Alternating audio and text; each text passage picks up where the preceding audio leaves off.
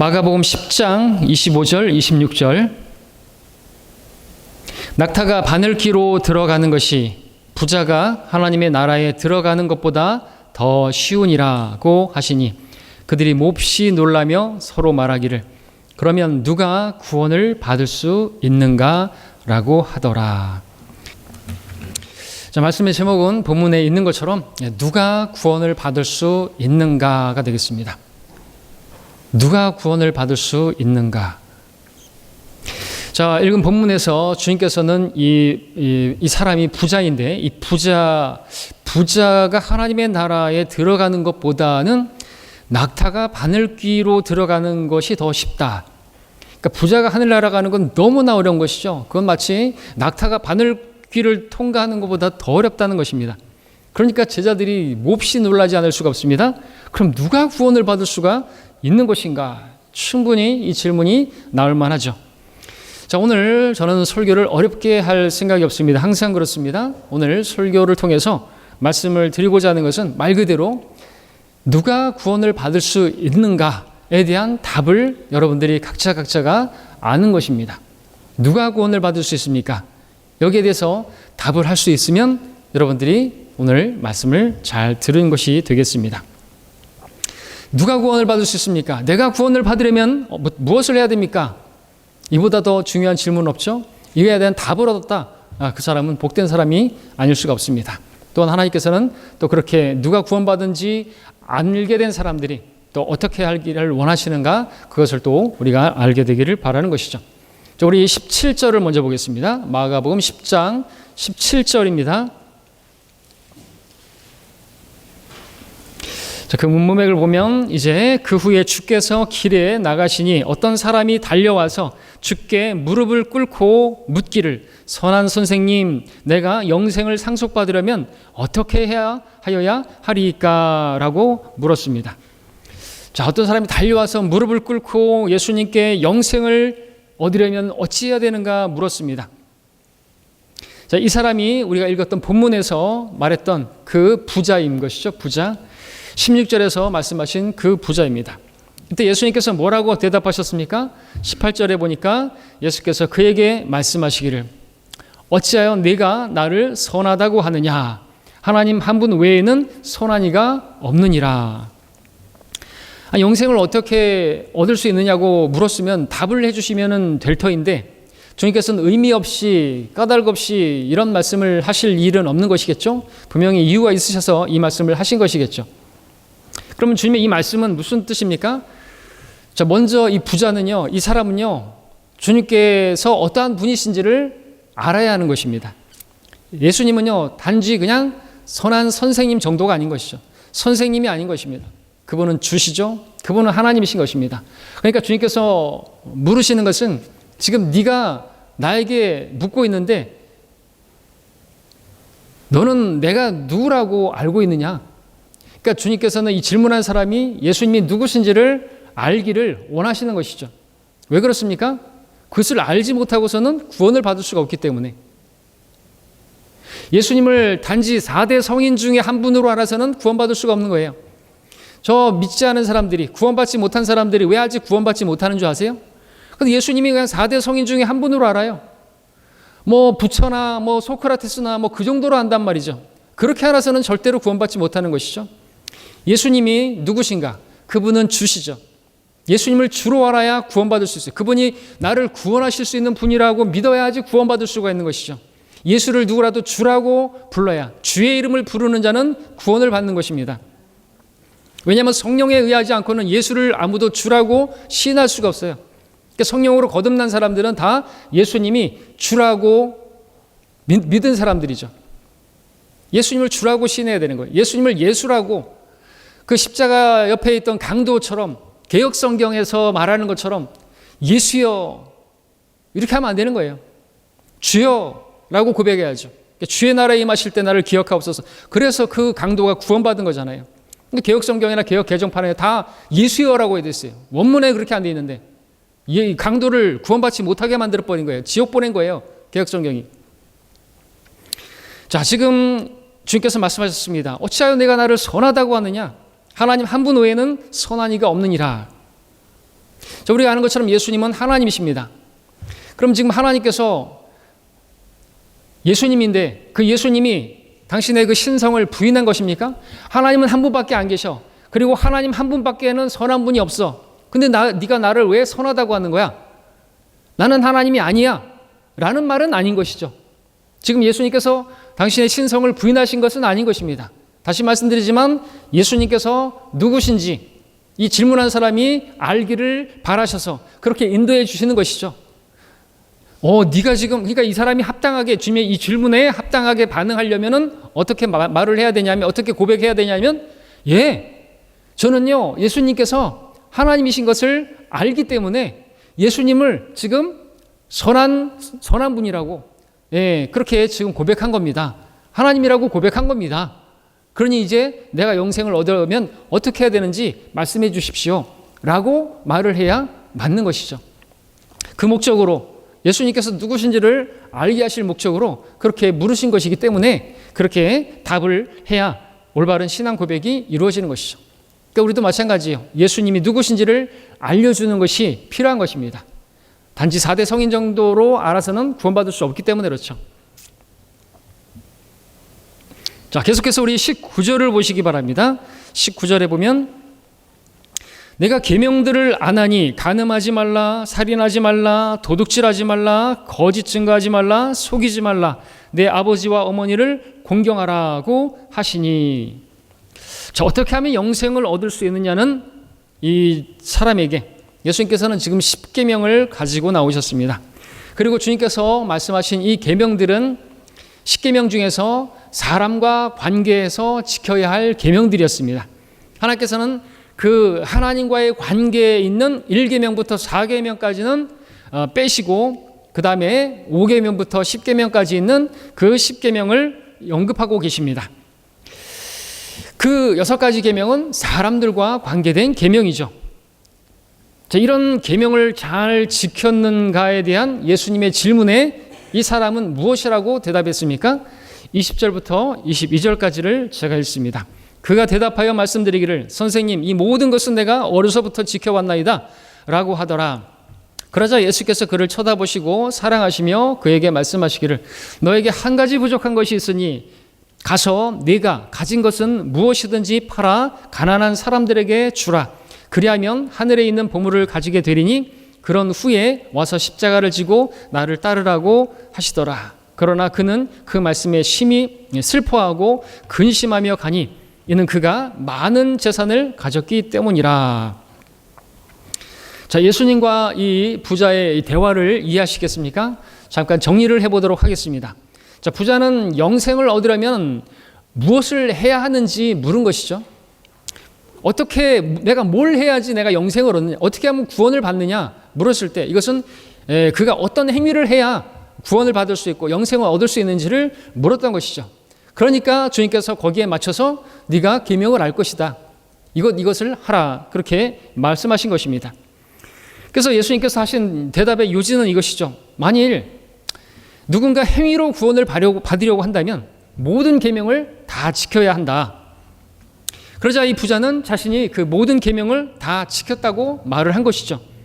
그는 자신의 그 행위가 충분히 영생을 얻기에 합당하다고 생각했던 것 같습니다. 그러자 예수님께서는 무엇을 요구하셨냐니까 그것을 한번 네가 입증해 봐라. 요구하신 것이죠. 구원을 행위로 받을 수 있다고 생각하면서 자신이 모든 계명을 하나님의 법을 다 지켰다고 생각하는 이 사람에게 예수님은 정말로 네가 그 모든 계명을 다 지켰는지 한번 증명해 보라고 하신 것이죠. 네가 그렇게 하나님을 사랑하고 이웃을 사랑하라. 이게 10계명을 2가지로 말하는 것인데 네가 진짜로 이웃을 사랑한다면 그 사랑을 한번 입증해 보라는 것이죠. 사랑하는 이웃을 위해서 네 가진 것을 다 팔아서 한번 그들에게 줘보라 이거죠. 할 수 없죠. 정말로 사랑한다면요, 사랑하는 대상을 위해서 자신의 모든 것을 내어줄 수 있어야 진정 사랑하는 거 아닙니까? 아닌 게 아니라 하나님께서 저와 여러분들을 사랑하신 그 사랑이 자신의 전부를 내어주신 사랑 아닙니까? 하나님을 사랑하고 이웃을 사랑하라고, 네가 그 이웃을 사랑하라는 그 계명을 지켰어? 그러면 너의 모든 것을 다 팔아서 한번 줘봐라 이거죠. 그럼 네가 그 계명을 지킨 것으로 내가 인정해 줄게. 그럴 수 없었던 것이죠. 한번 입증해 보라고 했는데 즉시로 그가 거짓말한 것이 드러난 것이에요. 심히 슬퍼하면서 돌아간 것이에요. 자, 우리 하나님은 어떻게 사랑하셨어요? 모든 것을 그야말로 하나님께서 육신으로 오셔서 십자가에 그렇게 내가 받아야 할 심판을, 내가 당해야 할 그 형벌을 친히 그 몸으로 육신으로 오셔서 십자가를 지신 겁니다. 우리의 모든 죄를 뒤집어 쓰시고 죄가 되셔서 내가 받아야 할 그 죄에 대한 심판을 대신 받으신 거예요. 그리고 사흘낮 사흘밤을 지옥에 다녀오신 겁니다. 그분은 전부를 우리를 위해서 주신 거예요. 이게 진짜 사랑인 것이죠. 여러분, 선한 사마리아인의 비유 아시죠? 선한 사마리아인의 비유, 그 비유에 나오는 그 사마리아인은요, 바로 예수님을 말하는 거예요. 왜? 예수님이 그 선한 분이시고 그 선한 분은 한 분이시니 하나님 외에 선한 분이 없기 때문에. 그분이 그 이웃을 위해서 어떻게 했던가요? 사람들이 말하죠. 누가 이웃입니까? 바리새인들은 말하죠. 누가 이웃입니까? 그 비유를 듣고도 누가 내 이웃입니까? 라고 말하면 안 되는 거예요. 그렇죠? 몰라요, 그거를? 우리도 마찬가지입니다. 여러분에게 누가 이웃이냐고 묻는다면 여러분 답변할 수 있어야 되는 것이죠. 누가 이웃입니까? 구원받지 않은 사람들이 다 이웃이에요. 따지고 보면. 예, 주님께서 이 구원받지 못한 이 부자에게 그를 사랑하시고 하나님께서도 세상을 이처럼 사랑하셔서 그의 독생자를 주셨던 것이고 우리는 그 사랑을 받은 사람들이고 이제 그 사랑을 전달해 주는 사람인데 저 사람들을 사랑하는 마음이 없이는 우리가 복음을 전할 수가 없는 것이 이웃을 사랑하라. 우리는 사랑 안에서 진리를 말해야 되겠죠. 진리이신 그분을 전달해 줄 수 있어야 되는 것이에요. 그것이 하나님께서 하나님의 사랑으로 구원받은 저와 여러분들에게 바라시는 것입니다. 자, 주님께서 지금 이 말씀하신 이 대화의 흐름 가운데서 어떤 의도를 가지고 말씀하시는지 아시겠죠? 지금 예수님은 부자에게 그 자신이 스스로의 행위로는 구원받을 수 없는 그러한 죄인임을 그가 깨닫기를 바라시는 것입니다. 구원받기 위해서는 자기가 자기 스스로는 자기 행위로는 도저히 구원받을 수 없다라는 것을 알아야 돼요. 종교인들도 마찬가지죠. 자기 스스로의 어떤 선행으로 구원받을 수 있다? 그것을 포기해야 되는 것입니다. 그래야지 예수님을 받아들일 수 있죠. 예수님께서 뭐 달라고 돌아가셨나요? 내 행위로도 구원받을 수 있다고 한다면. 자, 이 부자는요, 자신의 재물로도 행위로도 구원을 받지 못하고 앞으로도 그럴 가능성은 전혀 없는 것이죠. 때문에 그 자신이 구원받을 만한 어떤 사랑이나 또 어떤 의로움이나 선행이나 이런 것이 없다는 사실을, 그에게는 선한 것이 없다는 것을 그에게 알려주시고자 이렇게 대화를 이끌어가고 계시는 것이죠. 예수님께서는 그에게 정말 이웃을 사랑하는지 입증해 보라고 하셨습니다. 이 부자가 하나님 앞에 바른 마음을 가지고 있다고 한다면요, 자신이 하나님의 법을 다 지킬 수 없다는 사실을, 그리고 자신은 죄인일 수밖에 없다는 사실을 인정해야만 했습니다. 주님, 저는 할 수 없습니다. 지금까지 제가 의인인 줄 알았는데, 제 행위로 구원받을 수 있을 것으로 알았는데 제 스스로는 결코 구원받을 수 없음을 깨달았습니다. 저를 구원해 주시겠습니까? 이렇게 고백을 해야 구원을 받을 수 있죠. 자, 여기서 예수님께서는요, 그러나 이 계명을, 십계명을 지키면 구원받을 수 있다고 말씀하신 것도 아닌 것입니다. 성경 어디에도 십계명을 지켜야 구원받는다는 말씀도 없습니다. 지금까지 십계명을 지켜서 구원받은 사람은 없습니다. 예수님께서는 부자가 한 그 말과 그의 생각을 그대로 다 아시기 때문에 그대로 받아서 인용해서 그에게 율법의 행위로는 구원받을 수 없음을 깨닫게 하시고 있는 것이죠. 부자는 자기가 십계명을 다 지켰다고 했습니다. 자신의 행위가 하나님 앞에 온전하다고 생각했습니다. 그러자 주님께서 그것을 입증해 보라고 하셨습니다. 정말 계명을 다 지켰고 지금도 지키고 있는지 지금도 한번 입증해 보라고 하셨습니다. 그러자 십계명을 지켰다고 하는 그 자신의 주장은 즉시로 거짓임이 드러나고 말았습니다. 그러면 이제 무릎 꿇고 주여, 저는 죄인입니다 라고 말할 수 있어야 되고, 내 행위로는 구원받을 수 없습니다 라고 시인할 수 있어야 구원을 받을 수가 있게 되는 것이죠. 자, 바로 이것이 구원받지 못한 사람들의 문제입니다. 구원받지 못한 사람들은 자신이 어느 정도 의롭다고 생각해요. 근데 자신이 의롭다고 생각하는 그 기준이 하나님의 기준이 아니라 자기보다 못한 어떤 사람들과 비교해서 자기가 낫다고 생각하는 것이. 저 믿지 않는 사람들 보십시오. 저 감옥에 간 죄수들, 그 사람들을 보면서 자기들은 좀 안심을 하고, 아우 저렇게 나쁜 놈들이라고 손가락질하지만 사람은 거기서 거기입니다. 그와 같은 그 사람과 같은 환경에 처해보지 않았고 그 사람과 같은 어떤 죄를 지을 수밖에 없는 상황에 놓이지 않았기 때문에 그가 죄 짓지 않은 것이지, 그런 상황에 동일하게 놓이면 똑같이 3일 굶고 도둑질 안 할 사람 없어요. 죄인은 거기서 거기입니다. 여러분, 자기보다 못한 사람들을 비교하면서 나는 그래도 나으니까 나는 하나님께 받아들여질 만하다고 생각하는 이 생각이 지금 이 부자의 생각이고, 또 성경에 보면 바리새인의 생각이지 않습니까? 세리를 보면서 나는 저 세리와 같지 않고, 그러면서 자기는 하나님께 받아들여질 만한 사람이라고 그렇게 말하는 사람들이 있다. 교회 다니면서 나는 교회도 다니고 나는 11조도 하고 나는 뭣도 하고 하나님 예배도 하니까 나는 받아들여질 것이고 나는 하늘나라 갈 수 있을 거라고 착각하는 그러한 종교인들, 교인들이 또 많은 것이 사실인 것입니다. 불신자들, 또 종교인들 자신이 한 선행이 악행보다 많으면 자기가 구원받을 수 있지 않을까 하는 그러한 헛된 희망을 품고 있죠. 로마 카톨릭에서는 그렇게 말하죠. 선행이 악행보다 많으면 저울에 달아서 그럼 선행이 많이 올라가면 하늘나라 올라가고, 악행이 많으면 지옥으로 가고. 그건 누구나 생각을 할 수 있는 그런 사람들의 생각이에요. 죄를 지으면 벌을 받는다는 거 믿지 않는 사람들도 다 알고 있어요. 죄를 졌으면 죄값을 치러야 한다는 거 다 안단 말이죠. 이건 종교 얘기가 아니에요. 사람이 죽는 거 종교 얘기가 아니죠. 사람은 누구나 죽어요. 왜 죽나 이거죠. 왜 죽냐? 왜 죄 죽느냐고 물어보는데, 왜 사냐고 물어보는데 대답을 못하면요, 그 사람은 무엇을 해도 만족을 할 수가 없습니다. 사람은 왜 죽나요? 성경은 죄의 삭스로 죽음이 왔다고 말하고 있어요. 아담의 범죄로 말미암아 불순종으로 인해서 모든 사람에게 사망이 왔고, 그 사망으로 끝나는 게 아니라 죽음으로 끝나면은 안 돼요. 이 땅에서 완전 범죄 저지르고 잘 먹고 잘 살고 그런 사람들이 있는데 죽어서도 심판이 없다고 한다면 그런 일이 있을 수가 없겠죠. 완전 범죄 없어요. 하나님께서 다 심판하십니다. 그러니까 막 어떤 그런 내가 피해를 당하고 내 자식이 막 음주운전 사고 당해갖고 죽었는데 막 억울해하고 막 미치고 그럴 필요 없어요. 하나님께서 그 사람도 다 하나님의 심판대 앞에 설 것이고 다 최후의 결산의 날이 있는 것입니다. 종교 얘기가 아니에요. 사람들 알고 있잖아요. 권선징악을 알잖아요. 조선시대 사는 우리 사극을 보면 항상 죽여주시옵소서. 그 사람이 누구예요? 다 죄인들이잖아요. 그럼 죄를 졌으면 죽어야 한다는 것을 다 안다는 거예요. 사람은 근데 그렇게 하지 않아도 다 죽어요. 왜요? 죄의 삭은 사망이기 때문에, 죄인이기 때문에. 죄 안 짓는 사람 없습니다. 아무리 선한 행위를 많이 한다 할지라도 그 선한 행위로 하늘나라 가는 게 아니라 죄가 없어야 하늘나라 가는 거죠. 죄가 있잖아요. 뭐 선행을 많이 하면 죄가 없어지나요? 아니에요. 죄는 그대로 있어요. 그 죄가 없어야 죄 없는 하늘나라 가는데 그 죄를 하나님께서 해결하셨어요. 그 죄 문제를 해결하시기 위해서 친히 자신이 죄가 되시고 십자가를 지신 것이죠. 이제 누구든지 그를 믿으면, 십자가에서 예수님이 내 모든 죄값을 치렀다고 믿으면 나는 이제 지옥 가서 내 죄값을 치를 필요가 없는 거예요.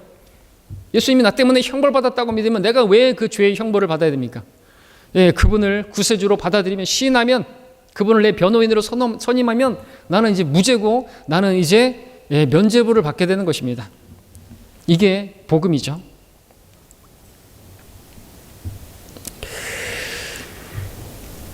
자, 여기서 한번 생각해 보시기 바랍니다. 주님께 나온 이 사람 부자였습니다. 많은 재물을 가진 사람이었습니다. 주님께서 이 부자에 대해서 뭐라고 말씀하셨는지 23절을 보시면요, 그때 예수께서 주위를 둘러보시고 제자들에게 말씀하시기를, 재물을 가진 자들이 하나님의 나라에 들어가는 것이 얼마나 어려운 일인가 라고 하셨습니다. 여러분은 부자가 왜 하나님 나라에 들어가지 못하는지, 그게 어려운지 생각해 보신 적 있습니까? 부자들은 좋은 집에 살잖아요. 근데 누가 와가지고 예수님을 믿으면, 구원받으면, 죽어서 하늘나라 좋은 집에서 산다고 말을 하면 그게 먹히겠습니까? 부자들은 가족들과 둘러앉아서 좋은 음식과 좋은 음료를 먹잖아요. 근데 누가 와서 예수님 믿으면 영원한 생수를 얻는다고, 다시는 목마르지 않는다고, 그게 말이 먹히겠습니까? 됐습니다. 세상에서 이미 많은 것들을 소유하고 있고 누리고 있는 그 사람들에게 뭔가를 준다고 하는 것이 별로 와닿지가 않는 거예요. 필요 없거든요. 됐거든요. 여러분, 등 따숩고 배부르면요, 그런 사람들은 예수님 필요 없어요. 하나님은 귀찮은 분이에요. 괜히 하나님 믿었다가 내가 내 멋대로 살고 싶고 내 마음대로 살고 싶은데 권리적되는 게 너무나 많고 양심에 또 걸림이 되기도 하고, 그러니까 내 마음대로 살고 싶은 거예요. 술 마시고 싶고 간음하고 싶고 살인은까지는 뭐 그렇단다 할지라도, 근데 그렇게 살고 싶은데 뭐 하나님 믿으면 뭘 하지 말아야 되는 게 많다고 생각하니까 필요 없는 것이 귀찮은 것이죠. 됐다고, 안 믿겠다고. 그리고 그들은 하나님보다 뭘 신뢰해요? 돈을 신뢰하죠. 재물을 신뢰해요. 세상은요, 돈 있으면 돈이 다 해결해야 됩니다. 돈 있는 사람들은 모든 문제를 다 돈으로 해결하죠. 돈으로 해결하지 못할 것이 없는 것 같은 세상이죠.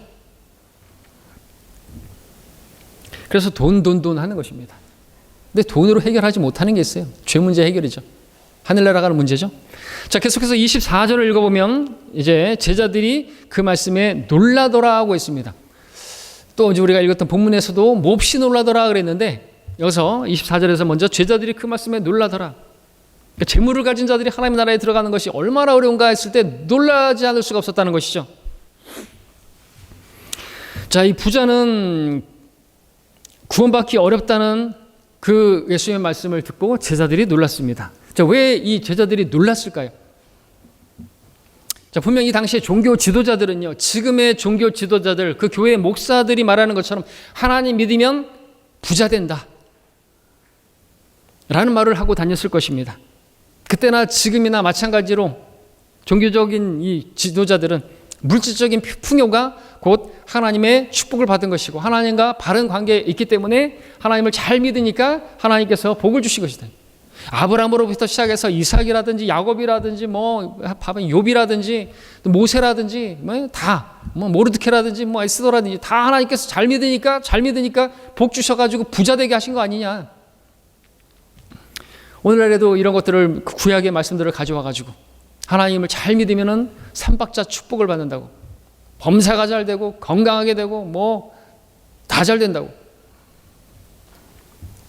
그렇게 오늘날도 많은 사람들이 물질적인 축복은 곧 하나님께서 복을 주신 것이다. 하나님의 복을 받은 사람이 어찌 하나님 나라에 들어가지 못하는, 이건 말도 안 되는 일이 벌어지고 있는데, 그러니까 놀라지 않을 수가 없었던 것이죠.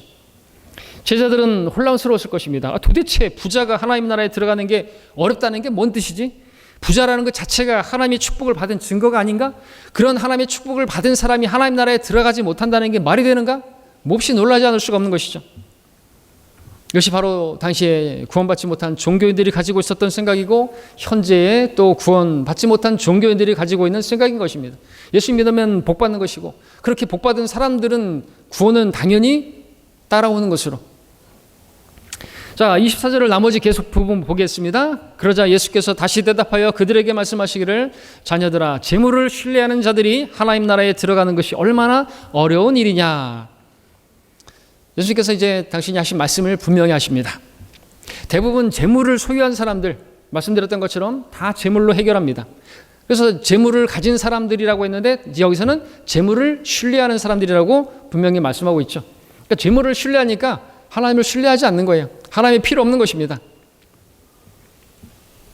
그렇게 신뢰할 만한 재물, 근데 그 재물이 하늘나라에 들어가게 하는 것은 못하는 것이죠. 여러분, 재물이 있으면은요, 병원은 살 수 있어요. 그러나 병은 못 고치잖아요. 돈이 있으면요, 결혼도 할 수 있어요. 그러나 사랑은 얻을 수 없어요. 돈이 있으면요, 산의 진미는 먹을 수 있어요. 그러나 식욕은 얻을 수가 없어요. 진짜는 얻을 수가 없는 거예요. 자, 재물을 신뢰하는 사람들, 재물이면 장땡이라고 하는 사람들, 그들이 모르고 있는 것이 있는데, 그들이 하나님의 심판대 앞에 섰을 때 자신들이 가진 재물로 그 하나님의 심판을 피할 수는 없다는 그 사실은 모르고 있는 것이죠. 만일에 부자가 심판석에서도 자신의 재물을 이용해서, 그 뇌물로 이용해서 하나님과 거래하려고 생각한다고 생각해 보십시오. 하나님께 드리면서. 옛날에 그 예화를 드렸었던 적이 있었죠. 한 부자가 자기가 이제 죽어서 이제 하늘나라를 가야 되는데, 자기가 지금까지 번 돈으로 그거를 다 금으로 바꿔서 가지고 할 수 있게 해달라고. 그랬더니 그건 안 되는데 한 번만 그렇게 하도록 허용하겠다. 그래서 금을 가지고 올라갔는데 문지기가 그러더라는 것이죠. 아스팔트 재료를 왜 가져왔냐고. 농담이겠지만 만약에 어떤 부자가 그 재물로 구원을 받으려고 구원을 살려고 한다고 한다면 하나님께서는 그 하늘나라, 그 예루살렘, 그 도성 전체가 금으로 되어 있고 거기에 길이, 그 보도블럭이 다 금으로 되어 있고 순금으로 되어 있는 그 길을 보여주실 것입니다. 성경에 보니까 그렇지 않습니까? 우리는 황금길을 걷는다고 말하고 있어요. 성경에 황금길이래요. 여러분 보도블럭 하나하나, 그 블럭 하나하나가 골드바예요. 그러니까 여러분들 황금 보기를 돌같이 하십시오. 흙가질 게 뭔데? 황금 길을 걷는데 누가 그 황금으로다가 하늘나라 들어갈 수 있겠느냐고. 그걸 신뢰하고 있는 거예요? 신뢰할 게 못 되는 거예요. 돈이 많으면 뭐 할 거예요? 다 놓고 가야 되는데 10원짜리 하나 못 가져가요. 여러분들 아십니까? 그 이병철 회장 있죠? 아시죠? 그 어디 회장이에요? 예? 삼성이에요? 엄청난 부자죠? 그분이 신문에 광고를 냈어요. 이제 죽을 날이 가까우는데 재산은 많고 죽어야 되고 다 남겨놓고 가야 되는데 자식들에게 넘겨주지만 신문에 냈잖아요. 과연 죽으면 어떻게 됐는가? 몇 가지 신문에 났어요. 여러분들 찾아보면 나옵니다. 이병철의 그 신문 광고. 죽기 전에 자기가 많이 들어봤는데 죽음 뒤에 뭐 지옥이 있다는데 그럼 내가 지옥에 안 가는 방법이 뭐냐고. 과연 죽음 뒤에 하늘나라가 있다면 내가 그곳에 가려면 어떻게 해야 되느냐고 하는 몇 가지 내용. 진짜 이 사람은 많이 고민한 거예요. 이 사람은 불신자였어요. 근데 많이 들었단 말이죠. 어떻게 하면 되느냐고 광고를 냈어요. 돈이 많으니까 거기다 전면 광고를 냈다는 거죠. 답변을 해준 사람이 없어요. 지옥 갔어요. 이 땅에 삼성그룹 회장이면 뭐 할 거예요? 그 돈 하나도 못 가져가는 거예요. 그러니까 돈은 많고 이제 죽어야 되는데 얼마나 근심이 많았겠어요. 솔로몬도 그랬잖아요. 자기를 돌아보니까 헛것이고 자기는 하나님 앞에 가야 되는데 이제 마지막으로 전도서에서 마지막으로 쓰는 게 뭐예요? 이것이 모든 사람의 의문이 하나님을 두려워하고 그분의 계명을 지키라. 이 구약의 그러한 구원받는 방법이었지만 그 계명을 지킨다고 제사를 지내는 것이죠. 자기가 범죄할 때마다 또 제사를 지내고 내 죄 때문에 이 짐승이 또 죽어야 되고.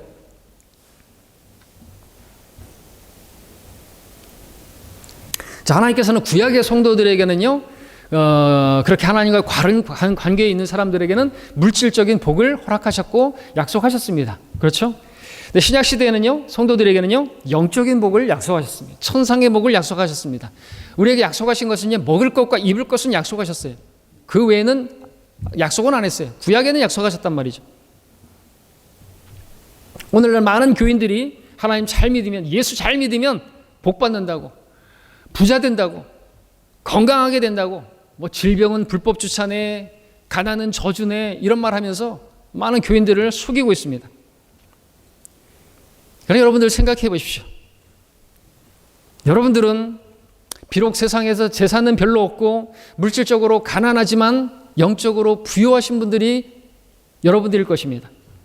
성경에 따르면요, 물질적으로 부유한 사람과 영적으로 부유한 사람 중에 누가 더 기쁘고 즐겁고 행복한 삶을 사는 것인가? 분명히 답이 나와 있죠.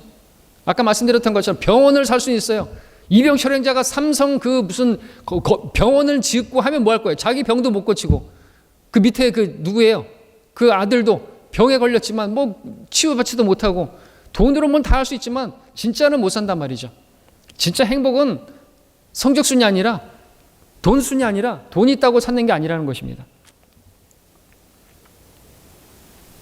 부자들은 자신들이 소유한 그 재물로 자기가 자유롭게 정말 기쁘게 살 수 있다라고 생각하지만 실체는요, 그들은요, 대부분이 재물의 노예가 되어서 사는 거예요. 주님께서 말씀하셨지 않습니까? 하나님과 재물을 둘 다 섬길 수 없다고. 재물의 종이 되는 거예요. 우리는 하나님의 종이잖아요. 하나님의 종에게는 자유가 있어요. 부자들은 자유가 없습니다. 죽으면 다 놓고 가야 되는데 그것 때문에 신문 광고까지 냈는데 답도 얻지 못하고, 왜 답을 얻지 못했던 것인가? 어떤 신부가 가가지고 얘기해 줬다는데 그런 건 나도 안다. 이병철 회장이. 왜 답을 못 해주나요? 오늘 설교 제목이에요. 누가 구원을 받을 수 있는가에 대한 답을 아는 사람이 그 사람에게 전해줄 수 있지 않습니까? 그렇게 말해줄 수 있고 다 대답을 전해줄 수 있는 사람이라면 그 사람이 복 있는 사람 아니겠습니까? 자, 재물을 많이 가진 사람에게 가장 큰 문제는요, 예수님께서 지적하신 것처럼 그가 재물을 신뢰하느라 하나님을 신뢰하지 않는다는 거예요. 그렇잖아요. 자, 25절을 보겠습니다. 낙타가 바늘귀로 들어가는 것이 부자가 하나님의 나라에 들어가는 것보다 더 쉬우니라. 재미있는 표현이기도 하죠. 예수님께서는 참 위트가 있으시기도 하죠. 낙타가 바늘귀로 들어가는 것이 부자가 하나님의 나라에 들어가는 것보다 더 쉬우니라. 그러니까 어떤 게 더 어렵다는 거예요? 부자가 하나님 나라에 들어가는 게 더 어렵다는 것이고, 뭐가 더 쉽다는 거예요? 낙타가 바늘귀로 들어가는 것이 더 쉽다는 것인데, 여기서 많은 기독교인들이 믿고 있는 한 가지 미신을 소개하겠습니다. 예루살렘에는 바늘귀 문이라고 하는 문이 있는데, 그 바늘귀 문을 낙타가 통과하기 위해서는 모든 짐을 내려놓고 무릎을 꿇고 가야 한다는 것입니다. 이것이 사실이라고 한다면 낙타는 그 바늘귀 문을 통과하는 일이 종종 있을 수가 있겠죠. 그렇게 되면 그것은 어떤 부자들의 경우에 예수님이 아닌 재물을 신뢰하면서도 얼마든지 구원을 받을 수 있다는 그러한 이론이 성립이 됩니다. 그러나 이것은 거짓말이죠. 밑에 27절을 보십시오. 또 예수께서 그들을 주시하며 말씀하시기를 사람들에게는 불가능하나 하나님께는 그렇지 아니하니라. 이는 하나님께는 모든 것이 가능함이라고 하시니라. 예수님께서 하신 말씀은요, 낙타가 바늘길을 통과하는 건 불가능하다고 말씀하신 것입니다. 예수님께서 말씀하신 이 바늘귀는요, 말 그대로 우리가 바느질을 할 때 그 바늘이 그 실이 들어갈 때 거기 바늘 그 구멍이 바로 바늘귀죠. 바늘귀 문을 말하는 게 아니에요. 여러분, 바늘귀와 바늘 구멍의 차이는 아시죠? 같은 것이 아닙니다. 모르시는 분은 찾아보십시오. 바늘귀는 말 그대로 바늘귀예요. 그리고 주님께서 말씀하신 낙타는요, 말 그대로 여러분들이 생각하는 그 낙타예요. 근데 이거를 자꾸만 따르게 만들고 이 낙타는 그 낙타가 아니라고 그러면서 그 어원을 보면은 뭐니 뭐 그러면서 얘기를 하는 것이. 자, 근데 그게 아니고 사람보다도 큰 낙타, 그 짐승 중에서 정말 그 낙타가, 아니면 또 기린이 그 작은 바늘귀를 지나가는 건 불가능하다는 것이고, 그처럼 구원도 마찬가지라는 것이죠. 그것이 재물이건 어떤 무엇이건 간에 예수님 위에 다른 것을 신뢰하는 사람은 절대로 구원을 받을 수 없다는 그런 말인 것입니다. 자, 26절을 오늘 우리가 읽었는데 다시 한번 읽겠습니다. 그들이 몹시 놀라며 서로 말하기를 그러면 누가 구원을 받을 수 있는가? 라고 하더라. 자, 유대인들은요, 부자가 구원을 받을 수 없으면 누구도 구원받을 수 없을 거라고 생각한 것이죠. 왜냐하면 지난 그 몇천 년 동안 물질적인 풍요는 곧 하나님께서 주신 복이라는 증거로 믿었었는데, 자, 이것은 예수님께서 오시기 전 구약 시대의 유대인들이 믿었던 것입니다. 그러나 예수님께서 오시자 이제 새로운 시대, 신약 시대가 열렸습니다. 구약 시대는요, 구약 성경에서 약속하신 것은 이 땅에 세우실 하나님의 도성, 물리적인 왕국을 세우는 것이지만, 신약 성경은 이제 성령으로 거듭나야 들어가는 하나님의 나라, 영적인 나라를 다루고 있습니다. 지금 하나님의 나라를 다루고 있죠. 근데 제자들이 이 사실을 모르고 있었기 때문에 예수님의 말씀에 몹시 놀랐던 것이죠. 오늘날도 성경을 올바로 나누어서 공부하지 않는 사람들은 몹시 놀라는 것이. 그리고 어떤 사람들은 이 본문을 가지고 지금도 계명을 지켜야지 구원받는다고 알고 있는 것입니다. 아직까지 예수님께서 십자가를 지시기 전까지는 구약이에요. 마태복음 27장에서 예수님께서 그렇게 말씀하시고 숨을 거두셨을 때서야 비로소 신약이 시작되는 것이죠. 그러니까 이 오늘 본문 말씀을 가지고 누군가가 와가지고 영생을 얻으려면 어떻게 해야 됩니까? 계명을 지켜야 된다. 예수님의 계명을 지켜야 돼. 그 계명 그걸 붙들고 있으면은 구원받지 못하는 것이죠. 사도행전 16장에서 빌립보 간수는 말했습니다. 내가 구원을 받으려면 어떻게 해야 됩니까? 답이 뭐예요? 그때는 이제 우리가 받아들여야 할 교리, 주 예수 그리스도를 믿으라. 그리하면 너와 내 집안이 구원을 받으리라. 왜 달라진 것입니까? 바꿔진 것이죠. 구약과 신약으로 나눠진 것입니다. 아직 예수님께서는 지금 돌아가시기 전에 아직 그 유언이라고 하는 것은 신약인데, 새로운 언약인데 유언한 자가 죽어야 돼요. 효력이 발휘합니다. 예수님이 아직 죽지 않았을 때는 아직까지는 그래서 이 부자에게 말하실 수밖에 없는 것이죠. 네가 계명을 알지 않냐니, 율법을 알지 않느냐 이거죠. 그렇게 또 율법을 지키다 보면 뭘 만나요? 율법은 예수 그리스도께로 인도하는 선생이잖아요. 지도교사잖아요. 그래서 예수님을 만날 수가 있는 것입니다. 율법으로는 구원받지 못하고요. 자, 이 본문에서 우리가 읽은 본문으로 정한 이 26절을 생각해 보시기 바랍니다. 이 주제에 대해서 생각해 보십시오. 그러면 누가 구원을 받을 수 있는가? 이에 대해서 많은 기독교인들이 아직 대답을 찾지 못하고 있어요. 교회를 다니고 있는데도 답을 얻지 못하네요.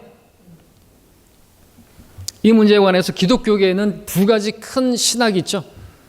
두 가지 큰 신학이론, 종교개혁 이후로 이것을 가지고 끊임없이 논쟁을 했습니다. 도대체 어떻게 구원받는 것인가? 그것을 칼빈주의와 알미니안주의로 그렇게 나눠져 있습니다. 이 두 가지를 믿고 있어요, 사람들이. 칼빈주의는 뭡니까?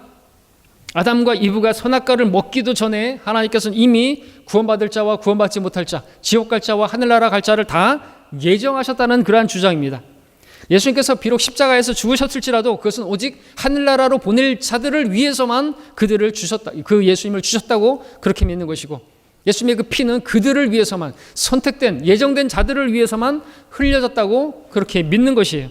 누가 이런 걸 믿겠는가 싶겠지만 모든 장로 교회, 개혁주의 교회, 또 일부 침례 교회가 이것을 믿고 있는 것이에요. 그들은 예수님께서 그렇게 선택된 자들, 예정된 자들만을 위해서 그렇게 죽었다고 말하고 이것을 신학적인 용어로 제한된 속죄라고 부릅니다. 여러분들 왜 이 개신교회가 이러한 칼빈주의를 믿는 줄 아십니까? 그들이 칼빈주의를 믿는 이유, 다른 것도 있을 수 있겠지만 한마디로 그들의 교회가 죽은 교회이기 때문에 그래요. 그래서 모든 책임을 하나님께 돌리기 위해서 칼빈주의를 믿는 겁니다. 한 예로 자기네 교회에 사람들이 더해지지 않는 이유가 자기들이 열심히 복음을 전하지 않아서가 아니라 하나님께서 그렇게 다 정해놓으셨기 때문에 그래서 이런 거라고, 책임을 다 하나님께 돌리기 위해서 아담의 그 타락한 본성, 아담이 했던 그대로 그렇게 똑같은 짓을 하고 있는 것입니다. 자, 이 칼빈주의와 대칭을 이루는 것이 알미니안주의죠. 제이콥 알미니아스가 만들어낸, 이것은 죄인이 구원받으려고 한다면 예수님을 향해서 회개하고 복음을 믿어야 하고 예수님을 구원자로 신뢰하는 가운데 끝까지 믿음을 지켜야 구원받을 수 있다는 그러한 주장인 것이죠. 행위구원입니다. 여전히 인간의 구원이 행위에 달렸다고 오늘 본문에서는 그것이 아니라고 주님께서 말씀하셨는데도 불구하고, 그러나 구원은 인간의 행위에 달려 있지 않습니다. 행위를 이야기하려고 한다면 하나님의 행위를 붙들어야죠. 하나님께서 세상을 이처럼 사랑하셔서 우리를 위해서 행하신 그 행위가 뭡니까? 독생자를 주셨으니 이는 그를 믿는 사람은 누구든지 멸망하지 않고 영생을 얻게 하려 하심이라. 이게 하나님께서 행하신 그 행위를 붙들어야지, 자기의 행위를 붙드는 것이, 아무리 자기가 행위로서 선행을 많이 행했다 할지라도 자기가 지은 죄가 없지는 않은데 선을 행하고 죄를 짓지 않는 사람은 한 명도 없고요. 선한 분은 오직 하나님밖에 없어요. 죄가 없는 분은 하나님밖에 없어요. 그래서 한 분 외에 선한 이가 없는 거예요. 근데 우리는 다 죄인이에요. 죄가 없어야 하늘나라 가는 거죠. 근데 그 선하신 분께서 자신을 희생해서 우리를 위해서 죽으셨어요. 그래서 그분이 내 죄를 담당하셨다고 믿으면 이제가 하나님께서 너는 죄 없다고 여겨주신다는 거죠. 그렇게 믿으면 하나님께서 또 그렇게 믿어주신다는 거예요. 여전히 우리가 죄 짓고 살지만 죄가 없진 않지만 그렇게 여겨주신다는 것이죠. 이것이 이제 이신칭이죠. 이렇게 의롭다고 칭해 주는 것이고 이게 은혜인 거예요. 난 여전히 더러운데 하나님께서 예수님이 내 모든 죄값을 치렀다고, 내가 받을 형벌을 대신 받았다고 믿으니까 그 믿음 보시고 그래 너는 의롭다 선언한 게 법적인 용어입니다. 이신칭의 하나님께서 의롭다고 꽝꽝꽝 쳐주신 거예요. 나를 보니까 여전히 나는 구원받지 않은 것 같아. 나 여전히 죄를 지어. 그래, 우리 날마다 발을 씻듯이 또 죄를 자백하고 그게 필요한 사람들인 것입니다.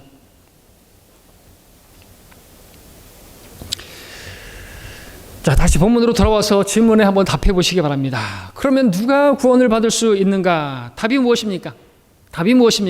칼빈주의처럼 예정된 사람만이 구원받는 사람인가? 아니면 알미니안주처럼 끝까지 믿음을 지켜야만 하는 사람이 구원받는 것입니까? 과연 누가 구원을 받을 수 있습니까? 이제 답을 알아보도록 하겠습니다. 우리 디모데전서 2장으로 가서 보겠습니다.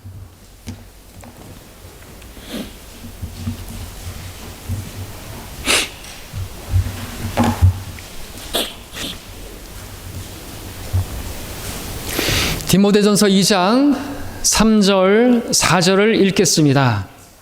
한 목소리로 읽죠? 시작. 이것이 우리 구주 하나님 앞에서 선하고 기뻐하실 만한 일이니 하나님께서는 모든 사람이 구원을 받고 진리의 지식에 이르기를 원하시느니라. 하나님의 뜻이 뭐라고요? 모든 사람이 구원을 받는 겁니다. 하나님께서 모든 사람이 구원받기를 바라신다고 하시면서 예수님을 주실 때는 어떤 제한된 어떤 사람들만을, 예정된 사람들을 위해서만 그렇게 주셨다고 말하는 건 말이 안 되는 것이죠. 계속해서 5절 6절을 보면요, 또 교대로 읽겠습니다. 교대로 하나님은 한 분이시요 하나님과 사람 사이의 중보자도 한 분이시니 그 사람이신 그리스도 예수시라. 그가 모든 사람을 위하여 자신을 몸값으로 내어주셨으니 때가 이르면 증거되리라. 자, 진리가 무엇입니까? 예수님께서는 예정된 어떤 사람들, 일부 사람들만을 위해서 죽으신 것입니까? 아니면 모든 사람을 위해서, 나를 위해서도 죽으신 것입니까? 만약 어떤 사람이 죽어서 지옥에 간다면요, 그것은요, 아무도 그 사람을 위해서 죄값을 치러주지 않았기 때문이 아니라 그 사람이 그 예수님께서 자신의 그 죄값을 치러주셨다는 사실을 믿지 않았기 때문에 그런 것입니다. 그 사람이 지옥에 간다면요, 그것은 하나님 때문이 아니라 하나님께서 나를 선택하지 않아서가 아니라 그 자신이 믿지 않아서 완고하게 거부해서 뭘 믿고 뭘 신뢰해서 하나님을 거부했는지 예수님을 거부했는지 몰라도 거부했기 때문에 지옥 가는 거예요. 우리 다 죄 안 짓고는 못 사니까. 또 우리 디모데전서 4장으로 가셔서 9절 10절을 읽어보겠습니다. 교대로 읽겠습니다. 디모데전서 4장 9절 10절입니다. 이 말씀은 신실하며 온전히 받아들이기에 합당하도다. 그러므로 우리가 수고하고 치욕을 감당하는 것은 우리가 살아계신 하나님을 신뢰함이니 그분은 모든 사람을 특히 믿는 사람들의 구주시니라. 예, 이것은 진리고 이것은 모든 사람들이 받아들여야 하고요. 그래서 그건 받아들이기 합당한 것이고요. 신실하다는 것은 믿음으로 꽉 찬 것이고 이거는 믿을 만한 게 아니라 그냥 믿어야 하는 그런 말씀이다라는 거죠. 그게 뭐예요? 그분은 모든 사람들의 구주시다. 특히 믿는 자들의 구주시다. 자, 이 말씀에 따르면요, 지금 지옥에서 있는 그 사람들의 구원자도 예수님인 겁니다. 그런데 그들은 왜 지옥에 간 겁니까?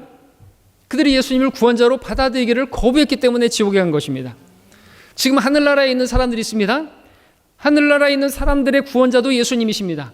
그들은 왜 하늘나라에 가 있는 겁니까? 그들은 예수님이 그들의 구원자라고 믿었기 때문에 하늘나라에 가 있는 겁니다. 예수님께서는 지옥에 있는 사람들이나 하늘나라에 있는 사람들이나 모든 사람들의 구주이신 것입니다. 그래서 예수님께서는 모든 사람들의 구원자이신데 특히 믿는 자들의 구주가 되시는 거예요. 저 사람들의 구주도 되시는 거예요. 지금 믿지 않고 있는 저 사람들의 구원자가 되시는 거예요. 십자가에서 예수님께서는 모든 사람들의 그 죄값을 다 치른 겁니다. 그때로부터 태어난 모든 사람들의 그 죄를 다 제거하신 겁니다. 그럼 저 사람들도 구원받았고 우리도 구원받는 거예요? 저 사람들도 그냥 하늘나라 가고 우리도 하늘나라 가는 거예요? 여기서 하나 믿음을 발휘해야 된다는 것이죠. 그분이 내 죄를 담당하셨다고 믿어야지 저 사람들도 구원받는 거예요. 우리는 그것을 믿었더니 그 믿음 보시고 은혜로 구원하신 거예요. 그 차이예요. 누가 구원받을 수 있습니까? 누가 구원받을 수 있습니까? 누구나 구원받을 수 있어요. 우리는 그것을 알게 된 사람들입니다. 사람들이 지옥 가거나 하늘나라 가는 것은 창세전에 예정되었기 때문에가 아니라 사람들이 예수 그리스도를 구원자로 받아들였느냐 받아들이지 않았느냐 거기에 달려있는 것입니다. 하나님께서는 모든 사람이 구원받기를 원하셔서 모든 사람을 위해서 몸값을 지불하셨고 모든 사람의 구원자가 되셨습니다. 그러나 구원을 받는 사람들은 오직 이 복음을 믿고 이 기쁜 소식을 믿는 예수님을 받아들이는 사람들인 것이죠. 성경은 예수 그리스도께서 구원자라고 말씀하십니다. 특별히 믿는 사람들의 구주가 되신다고 말씀하십니다. 그러므로 믿으라고 말씀하십니다. 주 예수님을 믿으라고, 그리하면 네가 구원을 받을 거라고 약속하고 계십니다. 자, 이제 우리 마지막으로 찾아보는 이사야 53장, 이사야 53장을 가서 보도록 하겠습니다.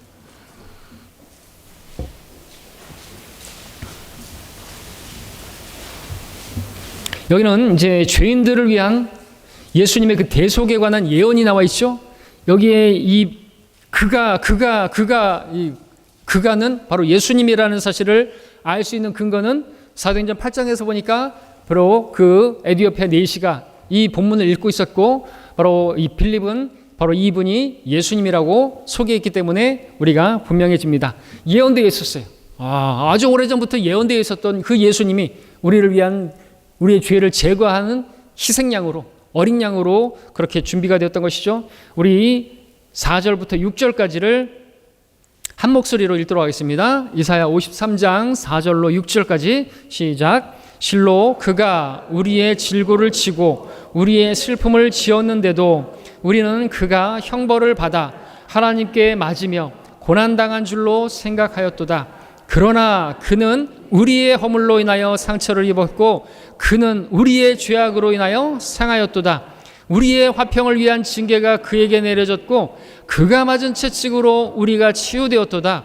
우리는 모두 양같이 길을 잃어 각자 자기의 길로 돌이켰으나 주께서는 우리 모두의 죄악을 그에게 지우셨도다. 이분이 바로 예수님이십니다. 모든 사람들이 각자 자기 길로 돌이켰어요. 잘못된 길로 돌이키고 있습니다. 멸망으로 가고 있습니다. 모든 사람이 죄를 짓습니다. 예수님께서는 십자가에서 모든 사람의 죄값을 치르셨습니다. 성경에는 죄 안 된 속죄 같은 건 없습니다. 예정된 사람들만을 위해서 죽었다는 그런 말은 없습니다. 칼빈주의 교리가 위험한 것은요, 운명론을 가르치기 때문이죠. 하나님께서 다 결정해놓고 예정해놨다고 한다면 우리가 아무렇게나 산들 뭔 차이가 있어요. 복음을 전하지 않아도 무슨 문제가 있겠습니까? 하나님을 열심히 섬기지 않아도 무슨 문제가 있겠습니까? 어차피 또 하나님께서 다 계획해놓고 또 결정해 놓으셨고 예정해 놓으셨다고 한다면 그걸 누가 피할 수가 있겠습니까? 결과를 바꿀 수는 없는 것이에요. 하나님이 정해 놓으신 것을 어떻게 번복할 수가 있습니까? 운명론이에요. 운명론. 다 결정돼 있어요? 그런 건 없어요. 하나님께서 인간을 로봇으로 만들지 않으시고 내가 스스로 결정하고 선택하고 받아들이고 할 수 있도록 그렇게 만들어 놓으신 것이죠. 그 자유의지를 주신 것입니다. 하나님께서 강제로 하지 않으세요. 하나님께서 모든 것을 아시는 분이죠. 미리 아심이라고 합니다. 미리 아심. 미리 아심은요, 미리 결정했다는 건 아닙니다. 여러분들, 지식과 경험이 많으면요, 앞으로 어떤 일이 벌어질지 다 예상을 하죠. 맞죠? 어떤 분야에서 아주 지식이고 박사이고 이 사람 경험도 많은 사람이라면 앞으로 어떻게 하면 어떤 일이 벌어질지를 다 아는 것이에요. 예를 들어서 여러분들, 우리 부모님들이 아이들 자전거를 가르친다고 생각해 보십시오. 그러면은 그 아이들이 자전거를 배우다 보면은 넘어질 거라는 것을 모릅니까? 다 알죠. 그렇죠?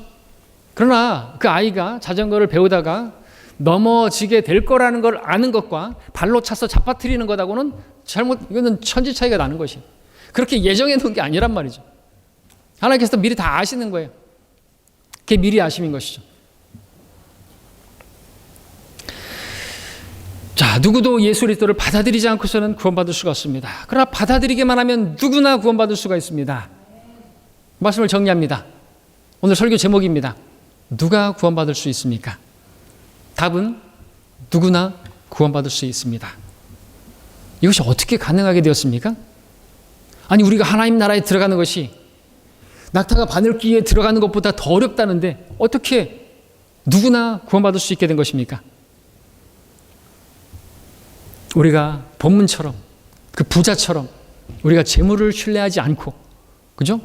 또 우리의 행위를 신뢰하지도 않고 오직 예수 그리스도 그분만이 나를 구원하실 수 있다고 믿었기 때문에 그것이 가능하게 된 것이죠. 우리 스스로 힘이나 우리의 어떤 재물로도, 그런 노래 있죠. 재물로도 못 가요 하나님 나라. 또 뭐 있어요? 돈으로도 못 가요 하나님 나라. 그리고 뭐 있죠? 힘으로도 못 가요 하나님 나라. 부자의 얘기예요. 돈으로도 못 가고요. 자신의 행위로, 힘으로 또 못 가요 하나님 나라. 오직 믿음으로 가는 나라, 하나님 나라. 예수님을 믿기만 하면 하늘나라 간다라는 것이죠. 못 믿을 게 뭐 있어요? 왜 못 믿죠? 지금 왜 2024년이죠? 이게 역사잖아요. 이게 무슨 종교 이야기입니까? 전 세계가 쓰고 있는 달력은 2024년, 뭔 때로부터 언제부터 2024년째가 된 거예요. 이걸 또 모르는 사람들 되게 많더라고요. 우리 건축 이 소장도 몰랐다가 이거 얘기 듣더니 깜짝 놀라면서 네이버 찾아봐도 되겠냐고 찾아보라고 나중에 전화해가지고 맞대요? 예수님께서 오셔서 2024년째가 지금까지 온 것이잖아요. 그게 역사잖아요. 히스토리. 그분의 이야기 속에 살고 있는데 이걸 믿지 못할 일로 뭘 믿겠다는 거예요 도대체. 그러면서 무슨 이순신 장군님 믿는 거예요? 역사니까 믿잖아요. 자, 우리의 힘과 우리의 능력으로 하나님 나라에 들어가는 것은 전혀 불가능했습니다. 사람에게는 불가능합니다. 근데 하나님께는 모든 것이 가능하니라. 하나님께서는 모든 사람이 다 구원받고 하늘나라에 들어가실 수 있게 하실 수 있는 분이시죠. 그 목적으로 하나님께서 친히 육신으로 오셔서 십자가에 달려 죽으신 것입니다. 모든 사람들의 그 죄를 대신해서, 내 죄를 대신해서 말입니다. 이것이 복음입니다. 이 복된 소식을 기쁘게 받아들이면 누구나 구원받을 수 있게 되었습니다. 여러분 그렇게 믿으셨습니까? 잘하셨습니다. 그렇다면 이제 여러분이 해야 할 일이 뭡니까? 하나님께서는 구원받은 여러분들에게 원하시는 것이 무엇이겠습니까? 여러분이 받은 이 기쁜 소식을 아직 들어보지 못한 사람들에게 전하는 것입니다. 누구나 구원받을 수 있도록 그렇게 하나님께서 다 하셨습니다. 십자가에서 다 이루었다 하셨습니다. 이제는 누구나 주의 이름을 부르면 구원을 받을 수 있는데 문제는 전하는 사람이 없는데 누가 구원받을 수 있겠어요? 내가 입을 닫고 있으면 누구도 구원받지 못하는 거예요. 언제까지 내가 사랑한다고 하면서 사랑하는 그 가족들을 위해서, 친척들을 위해서, 그 친구를 위해서 입을 다물고 있으면서 그 사람이 하늘나라 가지 못할 걸 뻔히 알면서, 지옥 갈 걸 뻔히 알면서 입을 닫고 있을 거냐 이것이죠. 누가 구원받을 수 있습니까? 누구나 구원받을 수 있는데 왜 입을 열지 않습니까? 복음을 전해야죠. 누구나 구원받을 수 있도록 다 이루어놨어요. 예수님께서 너의 모든 죄값을 다 치렀다. 네가 받을 형벌을 대신 받았다. 이걸 믿으면 구원받는다. 왜 이걸 전해주지 않는 것입니까? 왜 이것을 전해주는데 주저하는 것입니까? 여러분의 자존심 때문이죠. 그래서 말씀하시는 것이죠. 너 자기를 부인하고 십자가를 지지 않고는 내 제자가 될 수 없다 말씀하십니다. 자, 말씀을 마치겠습니다. 오늘 여러분들에게 하나님께서 말씀하신 것이 있을 것입니다. 여러분이 잘 알고 있는 내용입니다. 여러분 누가 구원받는지 다 알고 있어요. 그게 뭐 중요한 겁니까? 뭐가 중요해요? 그걸 아는데 우리가 전하지 않는다면 면목이 없겠죠. 하나님께서 무엇을 원하시는지 아셨으면 잠시 머리 숙이시겠습니다.